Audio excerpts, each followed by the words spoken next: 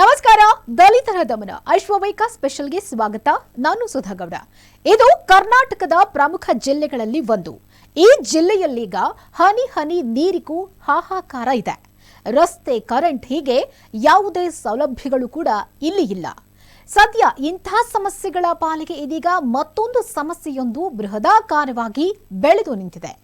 ಅದರಲ್ಲೂ ಸ್ವಾತಂತ್ರ್ಯ ಬಂದರೂ ಸಂವಿಧಾನದಲ್ಲಿ ಅಷ್ಟೆಲ್ಲಾ ಕಾನೂನುಗಳಿದ್ರೂ ಇಂತಹ ಸಮಸ್ಯೆ ಮಾತ್ರ ಇಲ್ಲಿ ಇನ್ನೂ ಪರಿಹಾರವಾಗಿಲ್ಲ.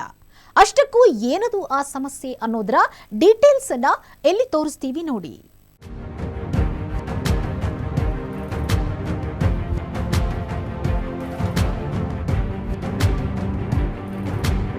ಹೌದು, ಅಸ್ಪೃಶ್ಯತೆ ಅನ್ನೋದು ಇನ್ನಿಲ್ಲದಂತೆ ಕೊಪ್ಪಳ ಜಿಲ್ಲೆಯನ್ನ ಕಾಡ್ತಿದೆ. ಅದರಲ್ಲೂ ಈ ಜಿಲ್ಲೆಯ ಕೆಲವೊಂದು ಗ್ರಾಮಗಳಲ್ಲಿ ಇಂದಿಗೂ ಅಸ್ಪೃಶ್ಯತೆ ಆಚರಣೆ ಜೀವಂತವಾಗಿದೆ. ಅಂದಹಾಗೆ ನಮ್ಮ ಅಶ್ವಪಿಕ ಚಾನೆಲ್ ನಡೆಸಿದ ಕಾರ್ಯಾಚರಣೆಯಲ್ಲಿ ಕೊಪ್ಪಳದ ಹಾಲವರ್ತಿ ಗ್ರಾಮದಲ್ಲಿ ಅಸ್ಪೃಶ್ಯತೆ ಜೀವಂತವಾಗಿರುವುದು ಬೆಳಕಿಗೆ ಬಂದಿದೆ. ವಿಪರ್ಯಾಸವೆಂದರೆ ಈ ಗ್ರಾಮದಲ್ಲಿ ದಲಿತರನ್ನ ಅತಿ ಕೀಳಾಗಿ ಕಾಣುವ ಪ್ರವೃತ್ತಿ ಬೆಳೆದುಕೊಂಡು ಬಂದಿದೆ. ಅದರಲ್ಲೂ ಹೋಟೆಲ್, ಕಟಿಂಗ್ ಶಾಪ್ಗಳಲ್ಲಿ ಬೇಡಿಕೊಂಡರೂ ದಲಿತರಿಗೆ ಬೆಲೆ ಕೊಡುವುದಿಲ್ವಂತೆ.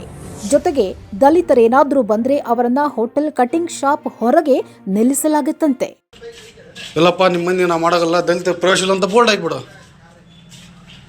ಹಾಕ್ಬಿಡ ಬರೋಗಲ್ಲ. ಅವು ದಲಿತರು ಇಲ್ಲಿ ಪ್ರವೇಶನೇ ಇಲ್ಲ, ಬರೋಕೆ ಹೋಗ್ಬಿಡ್ರ ಅಂತ ಹೇಳ್ಬಿಡ. ಮಾತಾಡೋ ಹೆಂಕ ಅದನ್ನ ಯಾಕೆ ಕೇಳಲ್ಲ? ನೀನು ಅಂಗಡಿ ನೀ ಮಾಡಾಕತ್ತಿ, ನೀನು ಕೇಳಬಲ್ಲ. ಇನ್ನು ಹಾಲವರ್ತಿ ಗ್ರಾಮದಲ್ಲಿ ದಲಿತರಿಗೆ ಹೋಟೆಲ್ಗೆ ಪ್ರವೇಶವಿಲ್ಲ. ಎಂದಿಗೂ ಇಲ್ಲಿನ ಹೋಟೆಲ್ಗಳಲ್ಲಿ ದಲಿತರಿಗೆ ಪ್ರತ್ಯೇಕ ಪ್ಲೇಟ್, ಗ್ಲಾಸ್ಗಳನ್ನ ಇಡಲಾಗಿದೆ.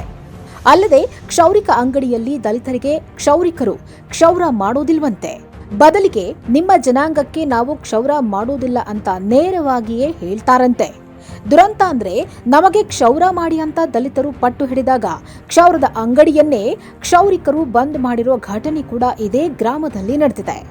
ಹಾಗೆಯೇ ದಲಿತರ ಮಕ್ಕಳಿಗೂ ಕೂಡ ಕ್ಷೌರಿಕರು ಕ್ಷೌರ ಮಾಡದೆ ವಾಪಸ್ ಕಳುಹಿಸುವ ಹೀನಾಯ ಪ್ರವೃತ್ತಿ ಕೂಡ ಇಲ್ಲಿ ಬೆಳೆದು ಬಂದಿದೆ.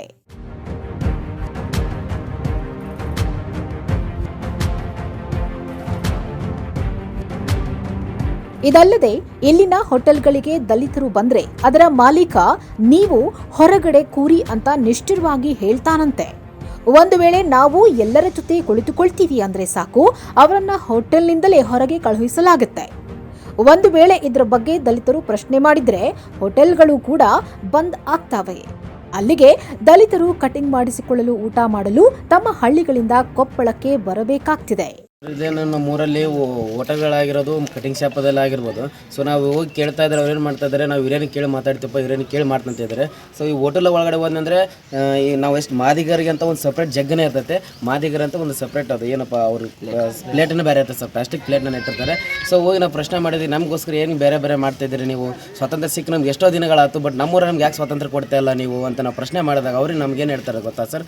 ಸೊ ನೀವು ಅಂತಿದ್ದೀರಿ, ನಾವು ಹಿರಿಯೋದು ನಾವು ಯಾವಾಗಲಿಂದ ನಾವು ನಿಮಗೆ ಯಾವತ್ತು ನಾವು ನಿಮಗೆ ಏನೋ ಒಳಗಡೆ ಅಂಗಡಿ ಒಳಗಡೆ ಬಿಟ್ಕೊಂಡಿಲ್ಲ, ನಿಮಗೆ ಸಪ್ರೇಟ್ ಜಗ್ಗನ್ನು ಕೊಟ್ಟಿಲ್ಲ, ಸಪ್ರೇಟ್ ಇದು ಮಾಡಲ್ಲ. ಹಂಗಾಗಿ ನೀವು ಯಾರು ಒಳಗೆ ಬರೋಕೆ ಹೋಗ್ಬಿಟ್ರೆ ನಾವೇನು ಕೊಡ್ತೀವಿ ಅಲ್ಲೇ ತಿಂದು ಅಲ್ಲೇ ಹೊರಗಡೆ ಹೋಗಂತ ಯಾರು ಹೋಟೆಲ್ ಅವರು ವ್ಯಕ್ತಪಡಿಸ್ತಾರೆ ಸರ್. ಸೊ ಈ ಕುರಿತು ನಾವೇನು ಅಂಗಡಿಯವ್ರಿಗೆ ಏನು ಸ್ವಲ್ಪ ಓದಿನ ಅನಾಜಿಲ್ಲ ಅಂತೇಳಿ ನಾವೇನು ಮಾಡಿದ್ವಿ ಸರ್, ಗ್ರಾಮ ಪಂಚಾಯತಿ ಪಿಡಿಯವ್ರಿಗೂ ಮನವಿ ಕೊಟ್ಟಿದ್ವಿ.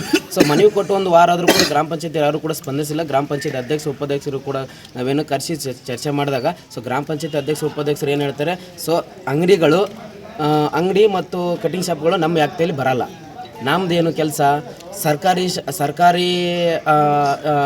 ಜಾಗದಲ್ಲಿ ಮಾತ್ರ ನಿಮ್ಗೆ ಎಲ್ಲ ಕಡೆ ಸ್ಥಾನಮಾನ ಕೊಡ್ತೀವಿ. ಇವು ಏವನ್ ಶಾಲೆಗಳಾಗಿರ್ಬೋದು, ಗ್ರಾಮ ಪಂಚಾಯತಿ ಆಗಿರ್ಬೋದು, ಸ್ಕೂಲ್ಗಳಾಗಿರ್ಬೋದು, ಈ ಥರದ್ದೆಲ್ಲ ನಾವು ನಿಮಗೆ ಅವಕಾಶ ಕೊಡ್ತೀವಿ. ಬಟ್ ಪರ್ಸ್ನಲ್ ಆಗಿ ನೀವು ಕೊಡಲ್ಲ ಅಂತ ಗ್ರಾಮ ಪಂಚಾಯತಿ ಅಧ್ಯಕ್ಷರು ನಮ್ಗೆ ವ್ಯಕ್ತಪಡಿಸಿದೆ ಸರ್. ಈ ನಡುವೆ ಅಸ್ಪೃಶ್ಯತೆ ಆಚರಣೆಯಿಂದ ನೊಂದು ಹೋಗಿರುವ ಈ ಗ್ರಾಮದ ದಲಿತ ಸಮುದಾಯದ ವಿದ್ಯಾವಂತ ಯುವಕರು ಆಕ್ರೋಶಗೊಂಡಿದ್ದಾರೆ. ಇಂತಹ ತಂತ್ರಜ್ಞಾನ ಯುಗದಲ್ಲೂ ಇನ್ನು ಯಾಕೆ ಅಸ್ಪೃಶ್ಯತೆ?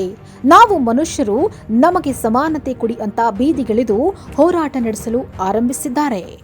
ನಿಮಗೆ ನಾಷ್ಟ ನಿನ್ನೆ ನಮ್ಮ ಹುಡುಗರು ಎಲ್ಲರೂ ಹೋಗಿದ್ದು, ಹೋದ ಕೂಡ ಹೋಟೆಲಲ್ಲಿ ನಾಷ್ಟ ಇದೆ, ಎಲ್ಲ ಇದೆ, ಆದರೂ ಕೂಡ ನಿಮಗೆ ನಾಷ್ಟ ಕೊಡುತ್ತೆ ಇಲ್ಲ, ನೀವು ಹೊರಗಡೆ ಬರ್ರಿ, ನಿಮ್ಮ ಮಂದಿ ನಾವು ಕೊಡೋದಿಲ್ಲ ಅಂತ ಇಂಥ ರೀಸನ್ ಹೇಳ್ತಿದ್ದಾರೆ. ಯಾಕಂದ್ರೆ ನಮಗೆ ಅದು ಸಮಾನತೆಯನ್ನು ಎಲ್ಲ ಇದೆ, ಆದರೂ ಕೂಡ ಯಾರು ನಮಗೆ ಸ್ಪಂದನೆ ಮಾಡ್ತಾಯಿಲ್ಲ.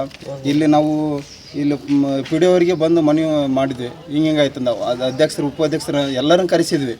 ಸರ್ ಈ ಥರ ಈಗ ಹಂಗೈತೆ ಅನ್ಯಾಯ ಆಗತ್ತದೆ, ನಾವು ಬಂದು ಅವ್ರಿಗೆ ಇದನ್ನು ಕೊಡ್ರಿ, ಮೊನ್ನೆ ನೋಟಿಸ್ ಕೊಡ್ತೀವಿ ಅಂತ ಬರೀ ಬಾಯಲ್ಲಿ ಮಾತು ಹೇಳ್ತಾ ಇದ್ದಾರೆ. ಯಾವುದಾದ್ರು ಅಂಗಡಿಗೆ ನೋಟಿಸನ್ನು ಕೊಟ್ಟಿಲ್ಲ, ಏನು ಮಾಡ್ತಾಯಿಲ್ಲ. ಇವತ್ತಿಲ್ಲ ನೀನು 2 ದಿನ ಬಿಟ್ಟು ಬರೀ ಮುಂದಕ್ಕೆ ಹಾಕ್ಯಂತ ಹೋಗ್ತಿದ್ದಾರೆ. ಒಟ್ನಲ್ಲಿ ಕೊಪ್ಪಳದ ಹಾಲವರ್ತಿ ಗ್ರಾಮದಲ್ಲಿ ನಡೀತಾ ಇರುವ ಇಂತಹ ಅಸ್ಪೃಶ್ಯತೆ ಆಚರಣೆಯಿಂದ ಕಂಗೆಟ್ಟಿರುವ ದಲಿತ ಸಮುದಾಯದ ವಿದ್ಯಾವಂತ ಯುವಕರು ನಮಗೆ ನ್ಯಾಯ ಸಿಗುವವರೆಗೂ ಹೋರಾಟ ಮಾಡ್ತೀವಿ ಅಂತ ಕುಳಿತಿದ್ದಾರೆ. ಇದಾಗಿತ್ತು ಈ ಹೊತ್ತಿನ ಅಶ್ವವೇಗ ಸ್ಪೆಷಲ್. ನೋಡ್ತಾ ಇರಿ ಅಶ್ವವೇಗ ನ್ಯೂಸ್.